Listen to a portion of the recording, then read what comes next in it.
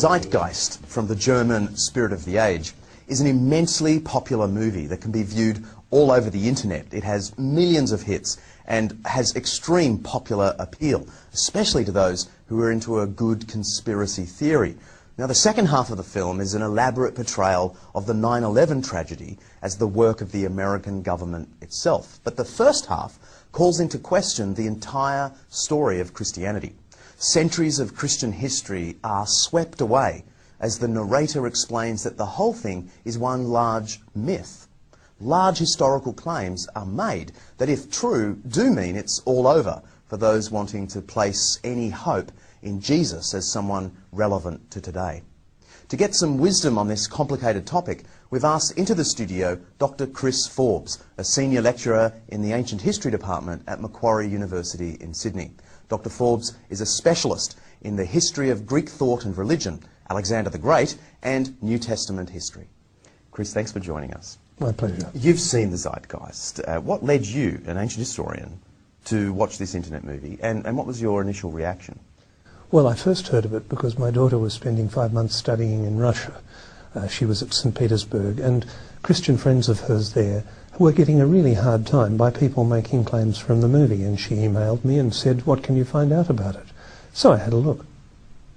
And your response?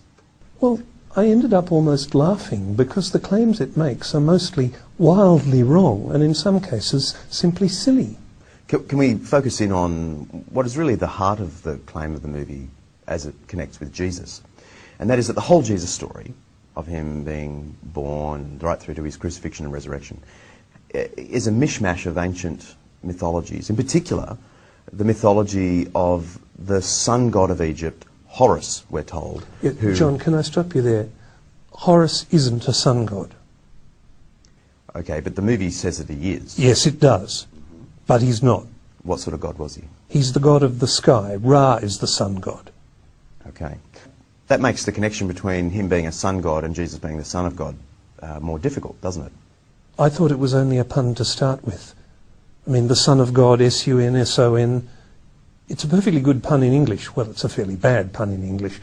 But it doesn't work in Egyptian, and it doesn't work in Greek, and it doesn't work in Latin. It's just a pun. So leaving all that aside, yeah.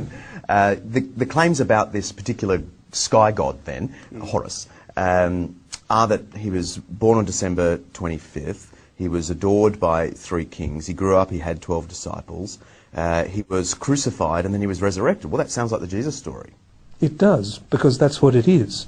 But it's not the Horus story. Oh, by the way, you left out born of a virgin. Born of a virgin, indeed. Yes, except that his mother Isis wasn't a virgin. And there's no suggestion in the Egyptian sources that she was. This whole list of parallels are true of Jesus, aren't actually true of Horus at all. The ancient sources don't mention these details? Well, it's very unlikely the ancient Egyptians would say he was born on December the 25th, because December's a Latin month. In other words, there's no connection at all. Horus wasn't crucified. Horus was killed, cut up into very small pieces, and his body scattered around Egypt, so it could never be gathered again. And the rest of the myth is about Isis trying to collect together all the pieces. I guess the punchline of the Zeitgeist movie, as it connects with Jesus, is that because the Jesus story is just a mythical construct, which you're saying it isn't, the movie is saying he didn't exist. He's not a historical figure. Does that have currency in serious historical research today? No, there's no serious question for historians that Jesus actually lived. There's real issues about whether he is really the way the Bible described him. There's real issues about particular incidents in his life. But no serious ancient historian doubts that Jesus was a real person, really living in Galilee in the 1st century. The movie, in its list of references, if you get the transcript, some characters pop up, some scholars pop up, and it gives this sense that it is an authoritative movie, like Gerald Macy, G.A. Wells. Gerald Macy, English poet and amateur Egyptologist.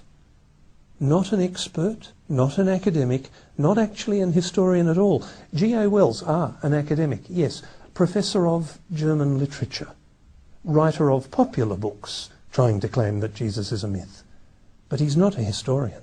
Did you find any serious historical work in the list of references? Not a single one. What I found is a whole list of books claiming to be written by experts, quoting other people claiming to be experts, quoting actually none of the ancient evidence at all. And yet a lot of people have been enamoured with this movie or deeply troubled by it. What is your advice to them? Can I be awfully blunt? Don't believe everything you see on YouTube. Given that this interview will also be on YouTube, have you got any further advice for them? Yes. Check references.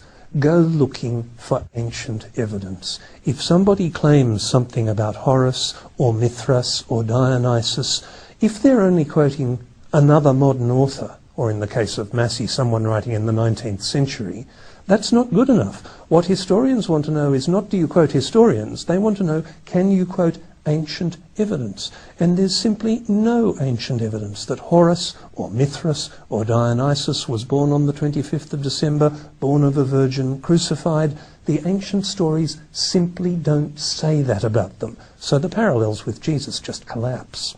Thank you for joining us. My pleasure.